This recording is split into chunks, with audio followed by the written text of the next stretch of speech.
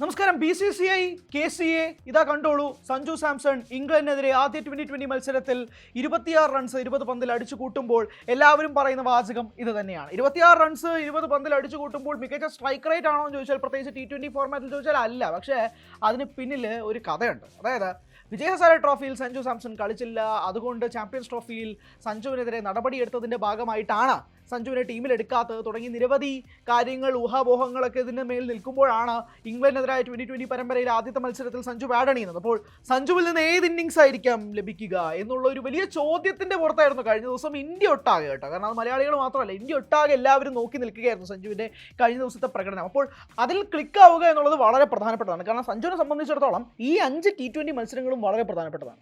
Champions ട്രോഫിയിലേക്ക് ഇനി ഇടം നേടാനാകില്ലെങ്കിൽ പോലും BCCIയുടെ നേർക്കൊരു കണ്ണ് ഉറപ്പിക്കുക, ഞാൻ ഇവിടെ തന്നെ ഉണ്ട് കേട്ടോ എന്ന് പറയിപ്പിക്കാൻ കഴിയുന്ന രീതിയിലേക്ക് സഞ്ജുവിൻ്റെ ഒരു സ്പോട്ട് കൃത്യമായി തന്നെ ആദ്യത്തെ T20 ഉപയോഗിച്ചു എന്നുള്ളതാണ് എൻ്റെ അഭിപ്രായം. 20 പന്തിൽ നിന്നായിരിക്കും അദ്ദേഹം 26 റൺസ് സ്കോർ ചെയ്തത്. പക്ഷേ അത് കുറിക്ക് കൊള്ളേണ്ടത് കൊടുത്തിട്ടുണ്ട് എന്നുള്ളതാണ് ഞാൻ മനസ്സിലാക്കുന്നത്. കാരണം നമുക്ക് ആ ഇന്നിങ്സ് ഒന്ന് പരിശോധിച്ചാലും, ആദ്യത്തെ ഓവർ ജോഫ്ര ആർച്ചർ എറിയാൻ വരുന്നു. സഞ്ജു സാംസണെ സംബന്ധിച്ചിടത്തോളം അദ്ദേഹം ആദ്യത്തെ 5 പന്ത് ഡോട്ട് ബോൾ ആക്കുന്നു. അപ്പോഴേ പ്രഷറായി. കൊൽക്കത്ത ഈഡൻ ഗാർഡൻസിൽ നടക്കുന്ന മത്സരത്തിൽ, ഹോം മത്സരമാണ്, ഇന്ത്യൻ ഗ്രൗണ്ടിൽ നടക്കുന്ന ഒരു മത്സരത്തിലെ ജോഫ്ര ആർച്ചർ, പ്രത്യേകിച്ച് മഴയൊക്കെ കഴിഞ്ഞിട്ട് ഇംഗ്ലണ്ട് പന്തെറിയാൻ വേണ്ടി വരുന്നു. ഇന്ത്യ ടോസ് നേടി ബൗളിംഗ് തിരഞ്ഞെടുക്കുന്നു. അതിനുശേഷം ജോഫ്ര ആർച്ചർ എറിയുന്ന ഫസ്റ്റ് ഓവറിൽ സഞ്ജു ആദ്യം ഇന്ത്യയുടെ ഇന്നിങ്സ് തുടക്കം കുറിക്കുകയാണ്. അപ്പോൾ ആദ്യത്തെ 5 പന്ത് ഡോട്ട് ബോളാണ്. സഞ്ജുവിന് മേൽ പ്രഷർ. സഞ്ജു അത് ചാമ്പ്യൻസ് ട്രോഫിയിൽ ഇടം കിട്ടാത്തത് കൊണ്ടോ അല്ലെങ്കിൽ മാനസികമായി സഞ്ജു സമ്മർദ്ദത്തിലാണ് തുടങ്ങി നിരവധി കാര്യങ്ങളൊക്കെ തന്നെ അപ്പോൾ തന്നെ തുടങ്ങി. പക്ഷേ ആദ്യത്തെ ഓവർ മെയ്ഡനാക്കാതെ ലാസ്റ്റ് ബോൾ ഒരു സിംഗിളോടുകൂടി സഞ്ജു സ്ട്രൈക്ക് റൊട്ടേറ്റ് ചെയ്യുന്നു.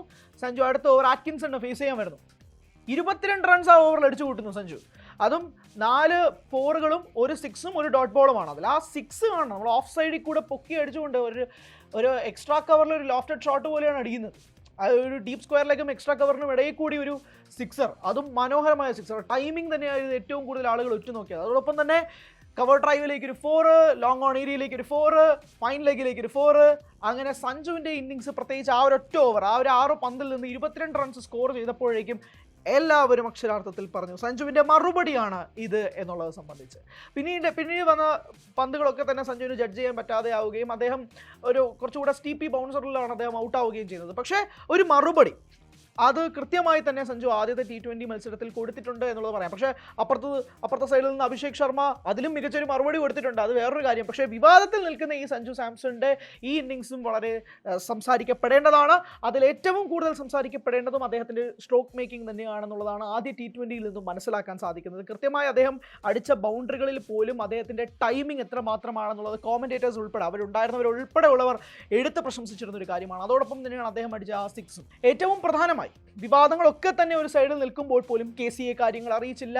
ഒരു 1 ലെറ്റർ സ്റ്റേറ്റ്മെൻറ്റ് മാത്രമാണ് അയച്ചതെന്ന് KCA പ്രസിഡന്റായ ജയേഷ് ജോർജ് മാധ്യമങ്ങൾക്ക് മുന്നിൽ വന്ന് പറയുന്നു. അത് KCAയുടെ ഈഗോയാണ് ഇവിടെ പ്രവർത്തിക്കുന്നതെന്ന് MP ശശി തരൂർ പ്രതികരിക്കുന്നു. BCCIയുടെ ഭാഗത്ത് നിന്ന് അജിത് അഗർക്കറും രോഹിത് ശർമ്മയും കൃത്യമായി പറയുന്നു സഞ്ജുവിന് ഒരു ചാൻസ് നോക്കിയിരുന്നു, പക്ഷേ ടീമിൽ ഉൾപ്പെടുത്താൻ സാധിക്കുന്നില്ല എന്നുള്ള തരത്തിൽ. പക്ഷേ ചാമ്പ്യൻസ് ട്രോഫി എല്ലാവരും ഉറ്റുനോക്കിയിരുന്നത് സഞ്ജു ആ സ്ക്വാഡിൽ ഉണ്ടാകുമെന്നുള്ളത് തന്നെയാണ്. പക്ഷേ സഞ്ജുവിന് അതിൽ ഇടം ലഭിക്കുന്നില്ല.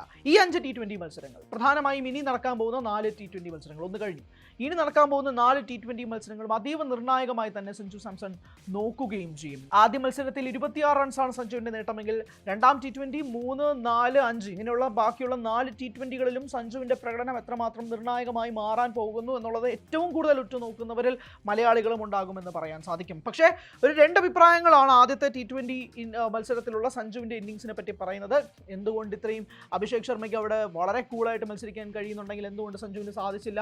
ഇതൊക്കെ പറയുന്നുണ്ട്. ആർച്ചറിൻ്റെ പന്ത് പോലും സഞ്ജുവിന് നേരെ ഫേസ് ചെയ്യാൻ സാധിച്ചില്ല എന്നുള്ള വിമർശനങ്ങളും മറുഭാഗത്ത് നിന്ന് ഉയരുന്നുണ്ട്. പക്ഷേ ഇതെല്ലാം ആണെങ്കിൽ പോലും ആറ്റ്കിൻസന്റെ ഫസ്റ്റ് ഓവർ 22 റൺസ് അടിച്ചു കൂട്ടിയ സഞ്ജു സാംസന്റെ ഓരോ സ്ട്രോക്കുകളും എടുത്തു നോക്കുക. ഹൈ ഓൺ കോൺഫിഡൻസിൽ തന്നെയാണ് സഞ്ജു നിൽക്കുന്നത്. വരുന്ന T20 മത്സരങ്ങളിലും സഞ്ജുവിൻ്റെ പ്രകടനങ്ങൾ ഇതിനേക്കാൾ മികച്ചതാക്കിയും അല്ലെങ്കിൽ ഇതിനും ഒരുപാട് ഷോട്ടുകൾ കൂടുതൽ അദ്ദേഹം അടിച്ചുകൊണ്ട് തന്നെ പല റെക്കോർഡുകളും പല സ്കോറുകളും തീർക്കട്ടെ. കാരണം കഴിഞ്ഞ ദിവസം ഇന്ത്യയുടെ ഇന്നിങ്സ് ആരംഭിക്കുമ്പോഴാണ് Sanju Samson is the one and only player who scored 3 T20 internationals in a single calendar year. ഇതായിരുന്നു സഞ്ജു തീർത്ത റെക്കോർഡ്. മറ്റൊരു കളിക്കാരനും ഇതുവരെ അവകാശപ്പെടാൻ കഴിയാത്ത T20യിലെ ഈ റെക്കോർഡ് സഞ്ജു സാംസൺ മാത്രമുള്ളതാണ്.